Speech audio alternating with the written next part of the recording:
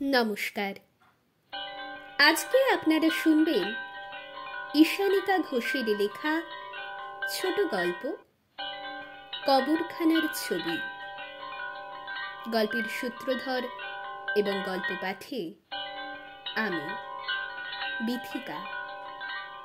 সার্বিক সহযোগিতায় পিউ বিশ্বাস। শুরু হচ্ছে ঈশানিকা ঘোষের লেখা গল্প কবরখানার ছবি। বেশ অনেক দিন আগের কথা। শীতের ছুটিতে দিদি আর আমি মিলে বাবাকে ধরে বসলাম, কবরখানা নিয়ে যেতে হবে। বাবা তো শুনেই আঁতকে উঠলেন, কিন্তু আমরা নাছোড় বান্দা দুজনে মিলে একসাথে আবদার করতে লাগলাম। অবশেষে আমাদের জেদের কাছে বাবা হার মানতে বাধ্য হলেন। ঠিক হলো পরের শনিবার তিনজন বেরোবো। দেখতে দেখতে শনিবার এসে গেল।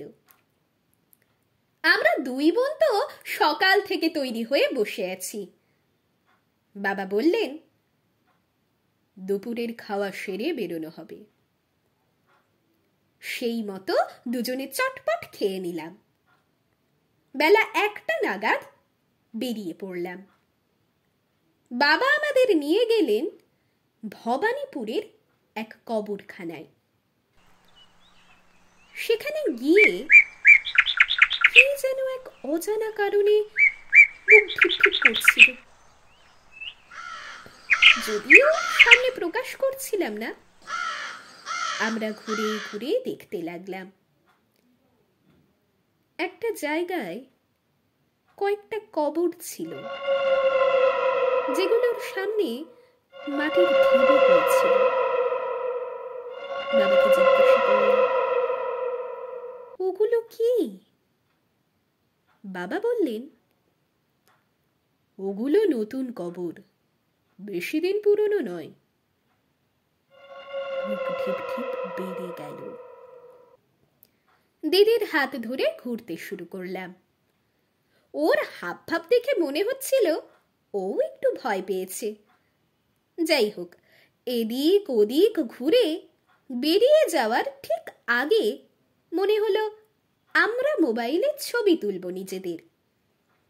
সেই মতো একটা কবরের সামনে দাঁড়িয়ে বেশ কয়েকটা ছবি তোলা হলো বাবার মোবাইলে।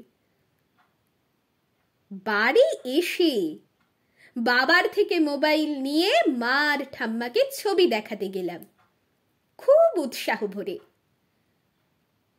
হঠাৎ চোখে পড়ল প্রত্যেকটা ছবিতে আমাদের সাথে রাজবেশ পরা ছায়ার মতো কে যেন একটা দাঁড়িয়ে রয়েছে। ছবিগুলো দেখে সবাই খুব ভয় পেয়ে গেল। কেউ কোনো ব্যাখ্যা খুঁজে পেলাম না। বেশ কয়েকদিন রাত্রে ঘুমোতে পারিনি।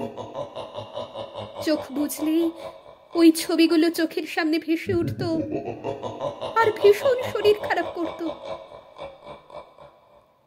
আমি সারা জীবন এই ঘটনাটার কথা ভুলতে পারবো না। শুনলেন কবরখানার ছবি।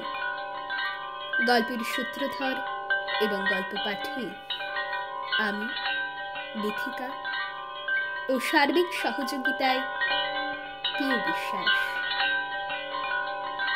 ধন্যবাদ।